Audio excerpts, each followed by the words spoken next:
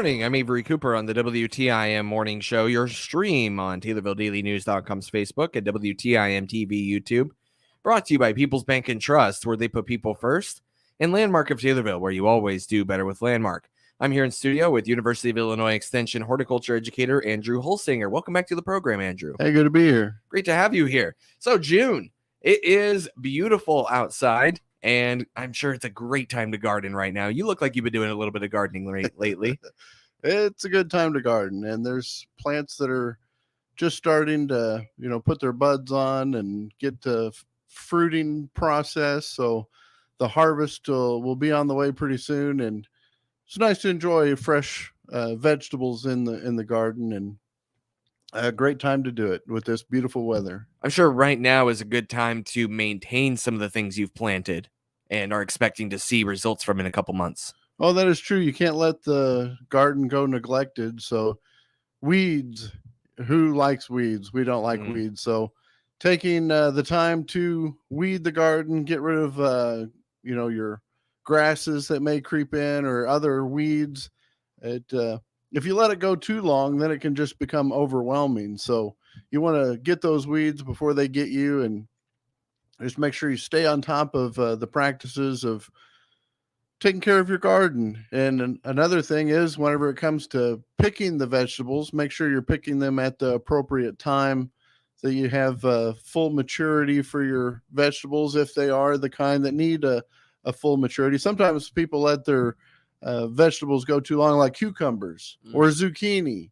They're notorious for getting away for just a little more time in the garden, and they get so huge, and it really could be better if you pick them earlier and just stay on top of your picking practices to where you have the best size vegetable that you can have. Outside of picking out those weeds, what other things can you do to maintain your garden? Well, mulch could be another benefit to the garden. It does help prevent some of those weeds from occurring, and it also conserves some of the moisture. So as we start to dry out and have the summer temperatures rise, it'll need more watering and can help to conserve the moisture whenever you add some of your organic mulches like straw, even grass clippings that haven't had any herbicide treatments. Some people forget about that whenever they're growing in the garden and they want to utilize some of those grass clippings. You have to know what was applied to your grass whenever you're going to use that in the garden, because it could carry over into your vegetable production. I also know that right now is a good time to take a look at some of the bulbs you planted and are, perennials and all that, and trying to maintain those. What are some tips for maintaining the bulbs that you're hoping to see results from right now? So whenever you have bulbs that have been already bloomed, that foliage, usually you want to leave the foliage for a little while so it continues to photosynthesize and put the energy back to the bulb, so that way it'll bloom again in the future. But after they're far gone and done, you can trim up that foliage and just wait till next year for your perennials. There's other things to be thinking about whenever it comes to the landscape, and that would be bagworms.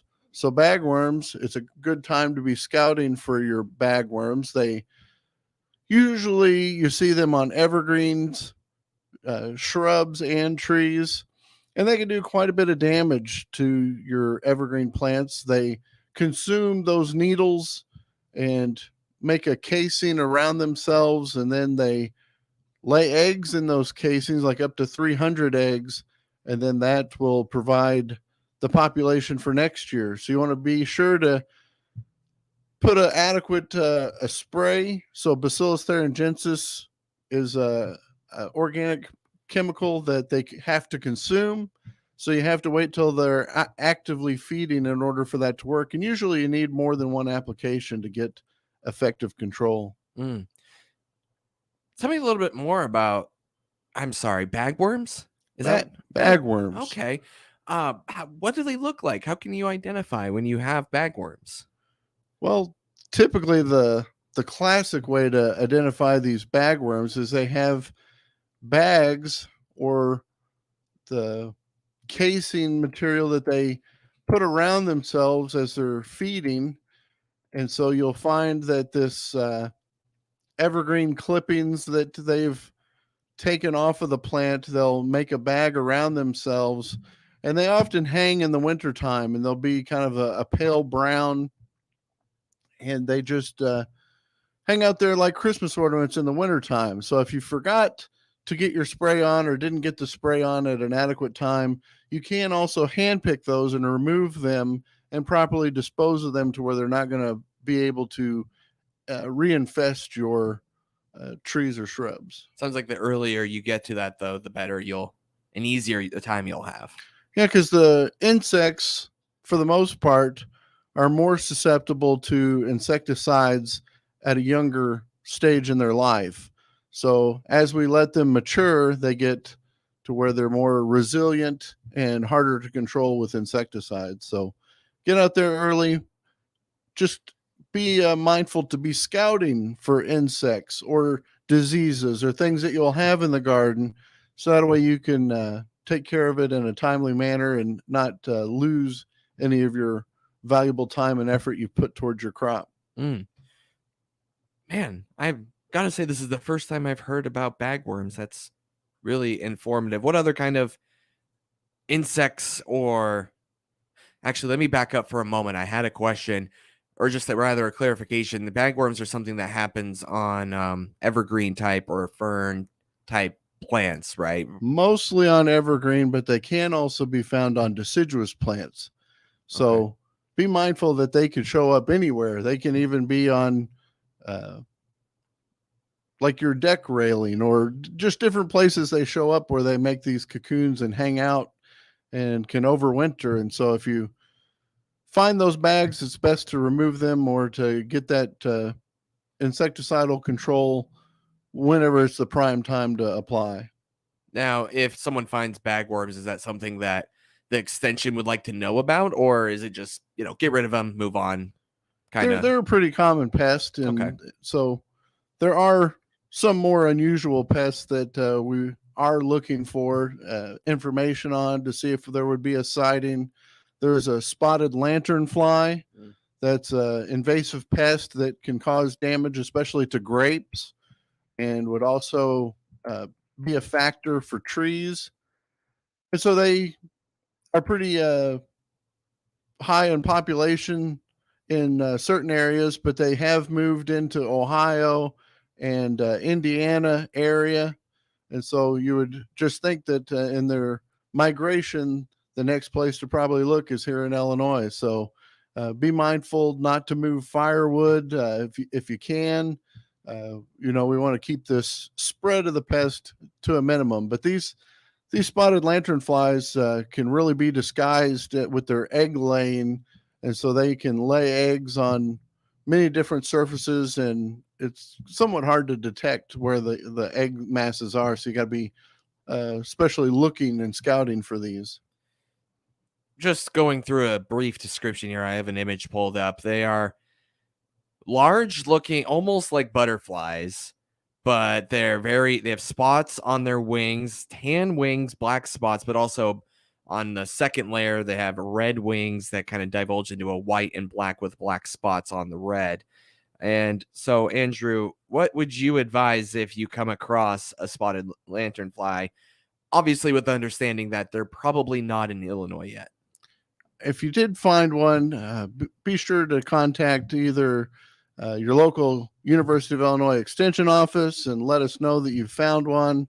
The Illinois Department of Agriculture would be another good contact to get the word out that we found these pests. We have found invasive pests in our areas, in the past with the brown marmorated stink bug or jumping worms. All different kinds of invasive pests make their way into our region. So we just want to try to slow the spread of these that are concerning to different agronomic crops, horticulture crops. Let me reintroduce you, and then we'll take a quick break and come back and talk more about this gardening season. That's Extension horticulture educator Andrew Halsinger here on the WTIM Morning Show. I'm Avery Cooper. Your stream brought to you by People's Bank and Trust, where they put people first. and Landmark of Taylorville. You always do better with Landmark.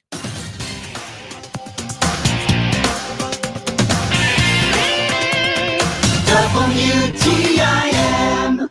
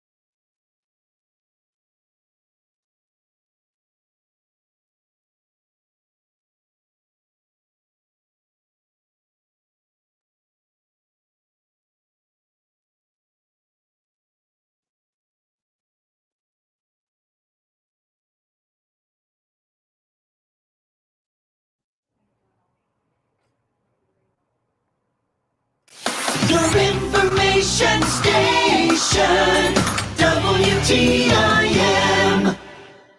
I'm Avery Cooper right here on the WTIM Morning Show. Your stream brought to you by People's Bank and Trust, where they put people first, and Landmark of Taylorville. You always do better with Landmark. I'm here in studio with Extension Horticulture Educator Andrew Holstinger, and June marks the return of the Gardening Help Desk. I understand you have a little bit more information about that, Drew. It's actually been going on through May, but now we're really getting into the prime time of gardening season, as we said. And so people have questions and they're looking for answers, and we have research-based information that we can share with the public. So the master gardeners are here in Christian County providing answers at our local help desk. And so you can feel free on Thursdays to stop by the office from 9 to 11 and get your horticulture questions addressed. And we have some knowledgeable master gardeners that look forward to answering your questions. And it just is a good resource for the community to be able to stop by. Maybe you're having some problems in your landscape, could be in your garden, but we'll try and get you squared away for a solution. And if we can't resolve some of the issues, we also have a University of Illinois plant clinic. And so samples can be sent off to the plant clinic in Champaign, Urbana, and they have all the equipment to diagnose and to track down some of those diseases and give you a confirmation that those diseases are actually occurring. outside of the diseases and related questions, what other kind of questions can folks come to the help desk for? Sometimes we get insect questions, and so maybe an insect identification. One of the common ones is some of our flying insects, like is it a yellow jacket or is it a wasp or is it a bee, or I really don't know, but I'd like to know. Sometimes it throws people off, and they might be a cicada killer or a moth. And there's just a variety of questions that come, and some can kind of take a little while to answer, but we try to be timely in our efforts and to get you the correct answer as soon as possible. Well, speaking of the Master Gardeners, I understand they had a plant sale not too long ago. How did it go? It went fair. They think that they probably had more traffic in the past, but they are also at the Taylorville Farmers Market on Saturdays and throughout the season. And so they'll also be available to answer some of your questions there. And it's just a good time during the summer to visit the local farmers market or to get out and meet people. And the Master Gardeners there are to meet and greet you and to provide some of that information for the general public. The big orange tent, as I understand. I believe so. Excellent. Well, we're here talking about all the things you can do for your garden in June and beyond. So I wanted to fast forward a little bit. Now is also the time to think about gardening in fall. We don't have a ton of time to talk about it, but what are some of the things that you're looking for right now for all those plants that are going to produce in the fall? Well, if you're going to be growing in the fall, people kind of miss the window. They get involved with the summer planting and they just get kind of overly focused on their production. But fall can extend the season a little bit further. And so you can be harvesting in September, October, even November if we don't have a frost, or you can provide some protection of covering those crops. And some may tolerate frost depending on what you grow. So thinking about having a fall harvest is a wonderful thing because it still provides some of that fresh produce in the fall. And one thing not to leave out before we go, lawn care. So people are in the mowing season and the routine of cutting their lawn. So don't let your lawnmower blade get dull. The more dull that it is, the ragged edge of the grass blades, that can lead to diseases entering in. And just routine maintenance of mowing your yard. Don't let it get too high. You only want to remove a third of the leaf blade surface, so be on top of it. Mow on a regular basis. Change it up a little bit. Change your direction so the grass accommodates that. To where you're having the best looking lawn, and maybe provide some weed care along the way. Going back to the fall gardening, what kind of things are you thinking about planting right now to be able to harvest in the fall? Well, you don't want to think about things like that take a little bit of time for your transplant. So broccoli, like if you wanted broccoli, you would start that as a seed and develop it through the transplant stage, and then get it to where you're able to plant it in that early July period. That is Extension Horticulture Educator with the University of Illinois Extension, Andrew Hulsinger. Thank you so much for taking time out of your day to talk about gardening. It's great. Great to have you here. Your stream brought to you by People's Bank and Trust, where they put people first, and Landmark of Taylorville, where you always do better with Landmark. Here on the WTIM Morning Show, find those streams on the TaylorvilleDailyNews.com Facebook or WTIM TV YouTube.